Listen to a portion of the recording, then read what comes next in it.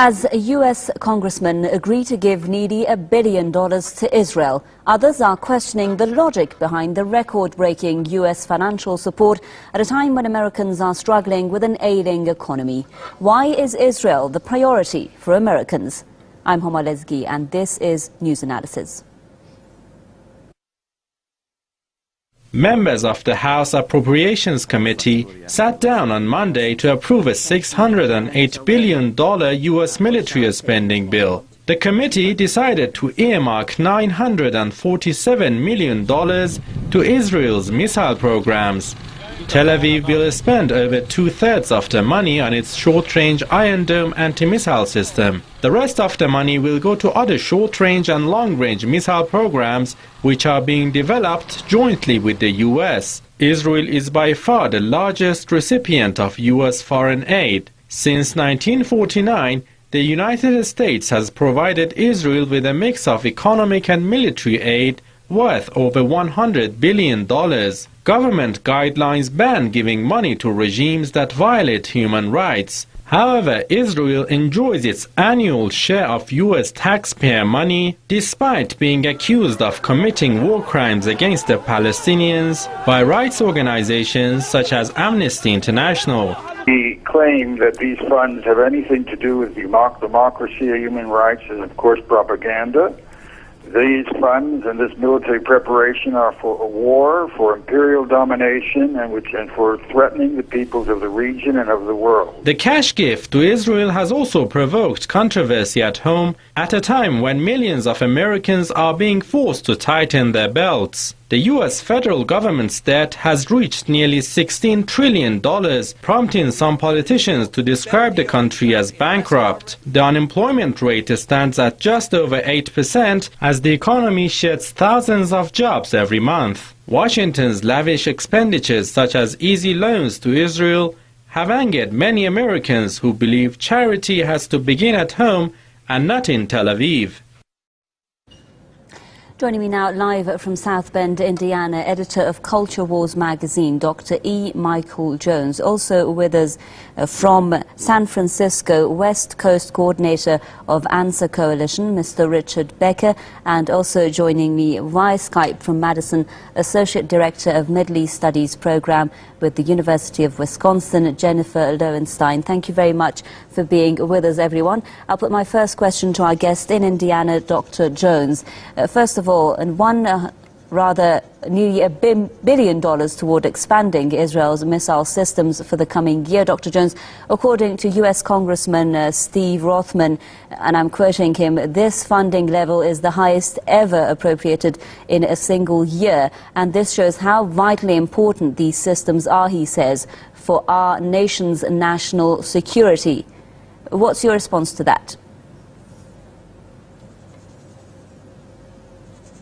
Well, I think that the Iranian people should be happy about this expenditure, because what you see here is the Obama administration's desire to buy off Benjamin Netanyahu so that to keep him and the United States from attacking Iran.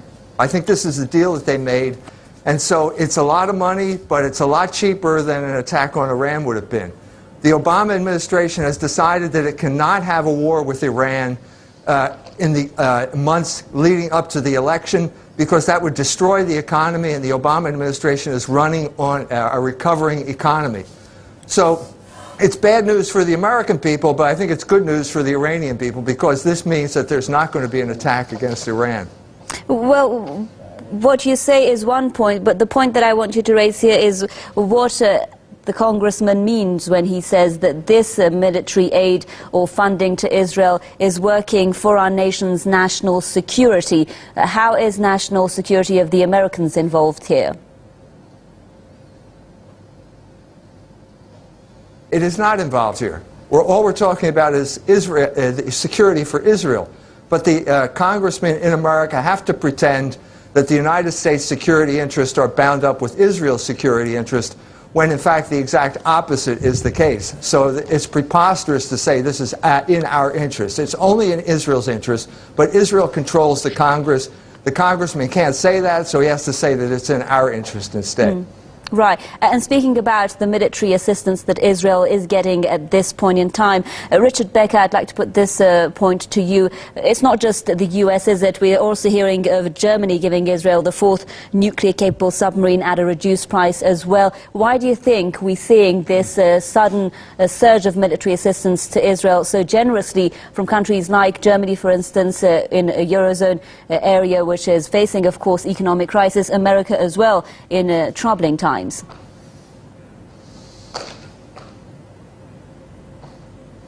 Well, I think just to go back for a second, the idea of national security is really a code word for the interest of empire.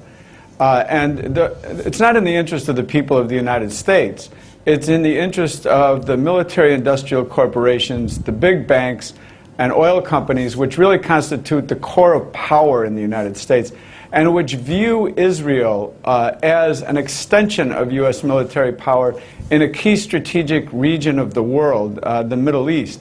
And control, domination of the Middle East is what is a top priority of the U.S. government, not just this government, but previous governments going all the way back to World War II for more than 6 decades.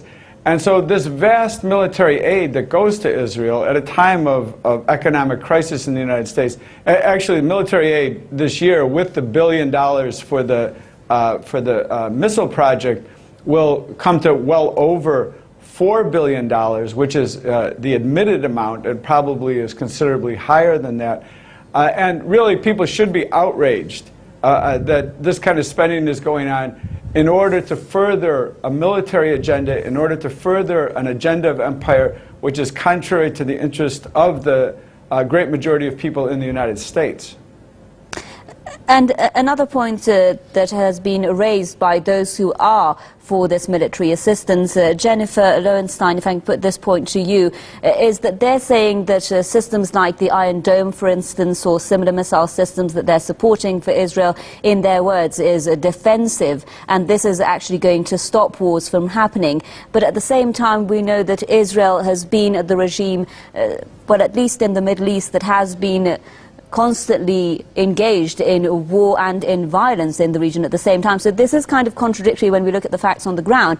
But what do you think is this reason, or rather, how can America continue to support or give weapons to a regime that has been accused, for instance, by human rights organizations, by the UN, of violating international law? I don't think there's any disconnect in the United States, because we are told from the time we start primary school, when we get to the subject of international affairs, that the United States stands for freedom and democracy, that we want to spread it, that countries like Israel are our allies, and that they need to defend themselves from a hostile sea of mostly Arab nations. You know, if you're talking about how Americans perceive it, unfortunately, most Americans don't perceive it the way most Iranians do, because we're getting totally different sets of information. And until the media in this country starts to give more factual detail, there's almost no way that you can convince a majority of Americans that Israel, for example, in Operation Cat's Lead, wasn't seeking self-defense. I mean, this in itself is so absurd, and it's a kind of perverse way of interpreting the events that took place.